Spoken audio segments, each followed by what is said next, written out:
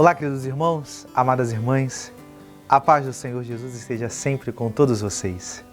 Hoje, quinta-feira, dia 3 de setembro, estamos na 22ª semana do Tempo Comum. E agora meditaremos na Palavra de Deus que está no Evangelho de São Lucas, capítulo 5, versículos de 1 a 11.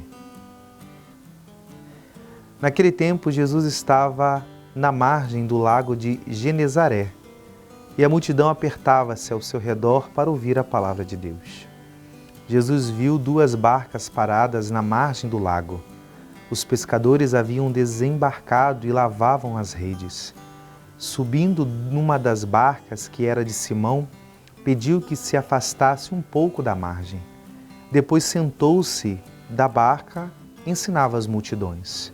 Quando acabou de falar, disse a Simão: avança para as águas mais profundas e lançai vossas redes para a pesca. Simão respondeu: Mestre, nós trabalhamos a noite inteira e nada pescamos, mas em atenção à tua palavra vou lançar as redes. Assim fizeram e apanharam tamanha quantidade de peixes que as redes se rompiam. Então fizeram sinal aos companheiros da outra barca para que viessem ajudá-los. Eles vieram e encheram as 2 barcas a ponto de quase afundarem. Ao ver aquilo, Simão Pedro atirou-se aos pés de Jesus, dizendo: Senhor, afasta-te de mim, porque sou um pecador. É que o espanto se apoderara de Simão e de todos os seus companheiros por causa da pesca que acabavam de fazer.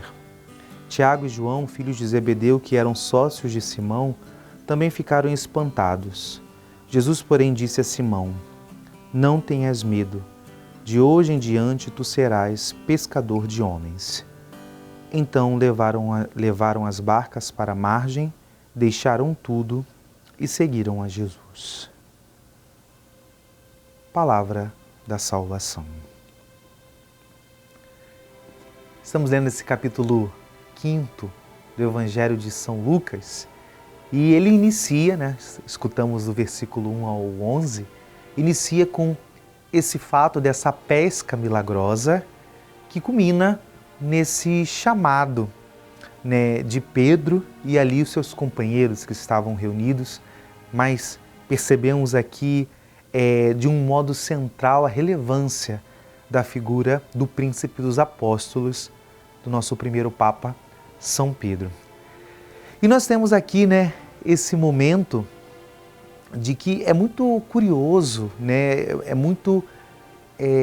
tem muitos detalhes essa palavra ela poderia ser meditada num grande retiro, enfim, desse momento que aquela multidão que quer ouvir a palavra, Jesus as colocando como esse mestre que quer ensinar, e esse diálogo inicial, aqueles homens que tiveram uma noite difícil, uma noite de trabalho que não teve frutos, uma noite do qual, vamos dizer assim, foi uma noite perdida, porque não conseguiram pescar nada.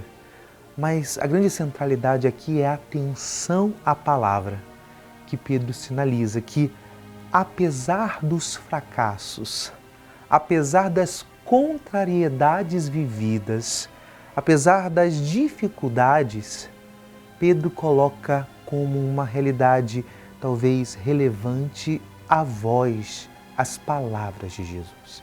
Queridos irmãos, de fato essa realidade que Pedro e ali os seus companheiros viveram não é algo distante meu ou seu que nos acompanha nesse vídeo.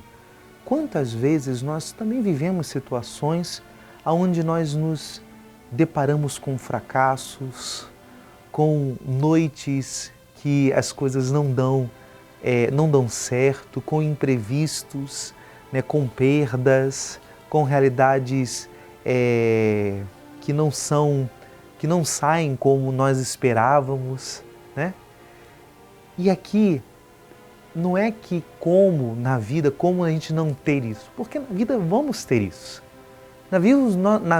Na nossa caminhada nessa vida, nós teremos essas situações, nós teremos noites fracassadas.